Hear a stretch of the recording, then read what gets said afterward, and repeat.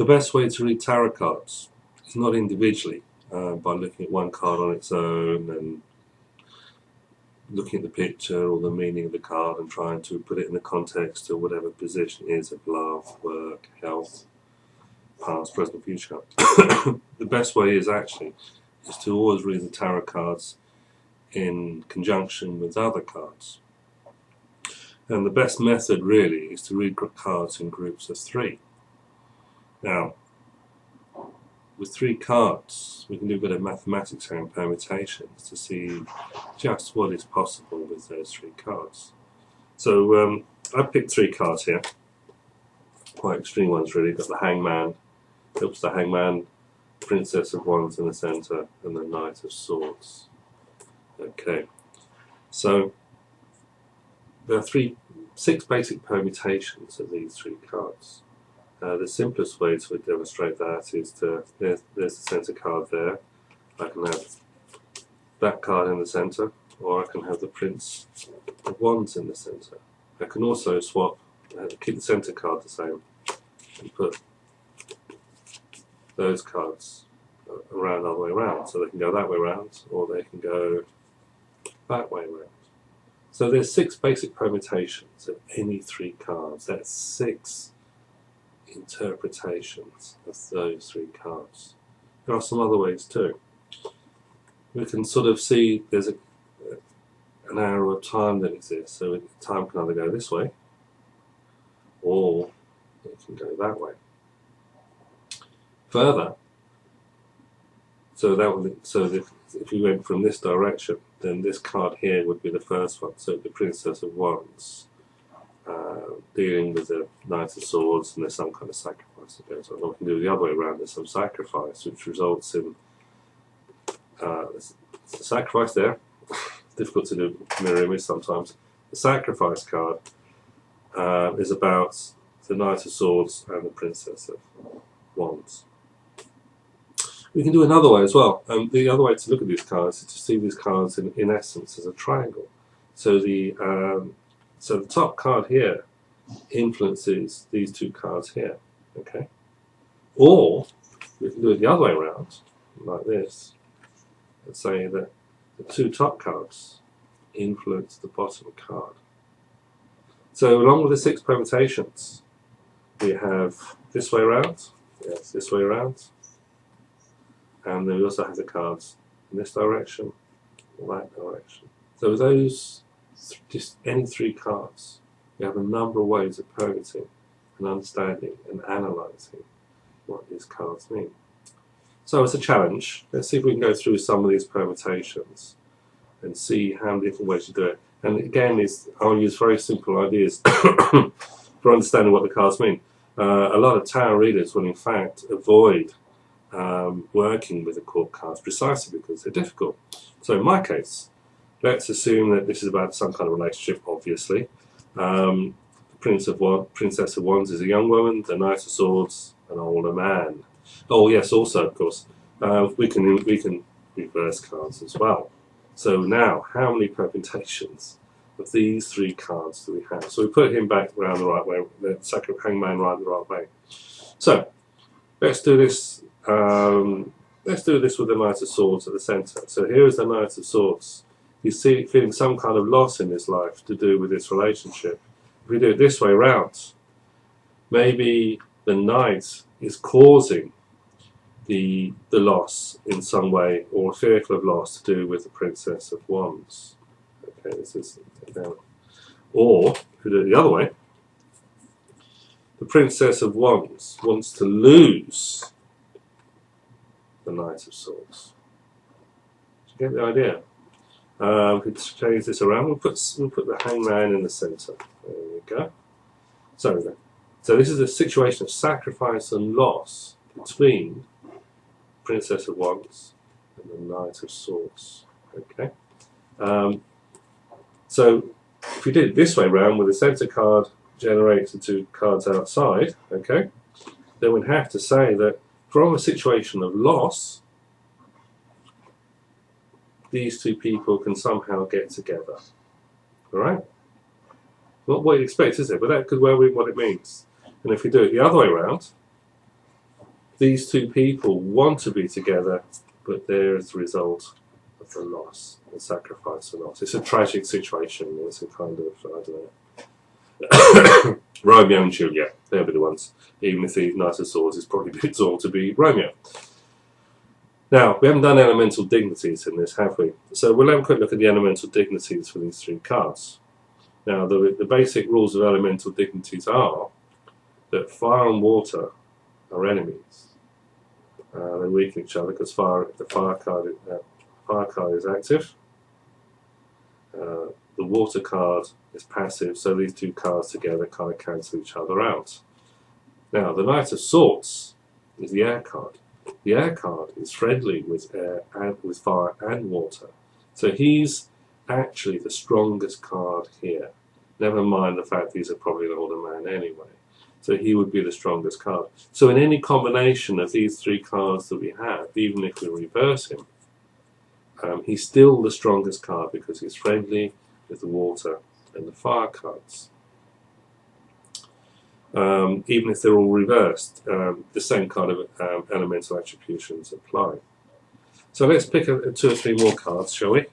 And see what else we can find in them. So here they are here. I'll just pick out that one. Oh, Ace of Cups. Nine of Wands. Let's do another one here. This one there. Okay. Queen of Cups. Okay. So what do they say about things? So again, you have the same many permutations of cards. Now if you do it this way round, now you have the Queen of Cups here, she's water, and the Ace of Cups is water as well, obviously, and then we have a fire card at the centre. So fire and water are enemies. So in one sense, the fire card, even though it's a strength card, will be severely weakened by the two water cards here. Now the thing is that the Ace of Cups is actually the root. All aces are the root of the powers of the elements that they're in. So the Ace of Cups isn't really a Cups card, it's the root of Cups. So it doesn't actually have any elemental attribution here. So we just have the fire and the water cards together, and this card is a reconciling card that kind of balances the things out. So, what does this mean in this sort of reading? Well, I guess we have this is a woman, Queen of Cups, who's looking to gain strength in her life, through the emotional kind of growth in something, some new growth of love. Maybe she's thinking that if she got pregnant, her life would improve for her. That'd be one way, because the Ace of Cups is often the gift of creativity and things like this. There we have another way around. Could well be that the Queen of Cups is actually in a position of gaining its strength in her life, emotionally as well. So it's a great kind of thing that's going on here. If we did it this way around, these two cards here are conspiring to bring strength and happiness to the woman. If you do the cards in this kind of direction, this is a woman there's a gain of strength for a woman which will result in an emotional rebirth for her. The alternative, we can go the other way around. The Ace of Cups shows that she's actually there's some gift of happiness in her life for a woman which will gain in great strength. The other thing we can look at in these cards is the fact that two elements are, of course, missing: air and earth.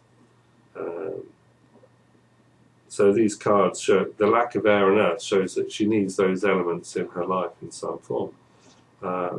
Air would be some kind of communication, self-expression, or thinking and analysing, which get out this kind of emotional kind of intensity that's going on. And the earth card would be needed to ground her in some way, so she feels a lot more practical and down to earth about the life. Let's pick another two or three cards. Here we are. Here we'll take. I don't know what they are. We've got that one there. Oh, Prince of Cups. What's that one there? Three of Cups. Let's see if we can find some other element. What's that one there? Justice. We'll try and pick another element card here. There we go. Right. So just to make these things a little bit more interesting when there's 4 elements. So what we'll do is we'll take these 3 cards here. So we have let's turn around. Another one. That one there. So we have the 3 of Cups, Justice card or Adjustment, and Prince of Discs. So this is clearly a man who wants, who's looking for love and happiness and a relationship in his life. Whether the other person exists or not, we're not quite sure. But let's see. We go from here. So if we went from this direction, we would see there's a hope or expectation or some kind of love or relationship that will be good for this man. If we went from the other direction, this is a man who's looking for a serious relationship, and it probably means that he gets it. Now, the elemental terms of these cards is that air and earth, these 2 cards here,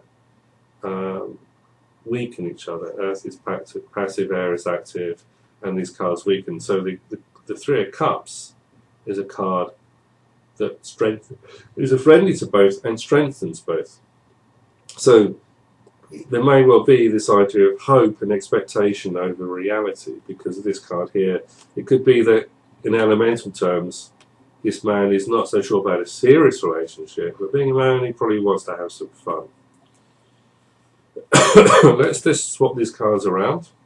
Now we have the Prince of Discs in the centre, surrounded by the Justice and the 3 of Cups. This is probably a man who's in a relationship, who wants to have fun, who's not sure about a serious relationship rather, but wants to have fun. If we do it this way around, this is a man. This way around, this would be a man who's about to enter into a serious relationship that hopefully will be fun. If we do it the other way around, this is a man who was totally caught up in his relationships and completely lost himself. Maybe now he has the opportunity to sort of understand the whole dynamics of who he is and who he wants to be with and how he wants to be about it, and find himself in life again. So as you can see, even with just 3 cards, without doing any kind of detailed meaning or what the symbols are on the cards, we can see the energy flows within these cards to determine what the cards are about. And of course, we usually have a sequence of cards, much longer than it. So we're just picking 3 cards out and then seeing how they work together. And in the normal course of things, we don't actually change the position of the cards. We keep them the way they are. This is important. But in your mind, you can actually transpose the cards and see how the energies change each way round. So even with 3 cards, there's many permutations, many nuances and subtleties of meaning that can come out. So your homework, if you choose to accept, is to pick 3 cards at random. If you're weak on the elements or the chord cards, it's a good opportunity to practice with chord cards. Maybe try 3 chord cards and just see how the elemental powers and strengths and weaknesses of the cards change and the dynamics within those 3 people change, and swap them around and see how you can feel differently about how they work. And this will really help you to develop your ability to read the tarot cards.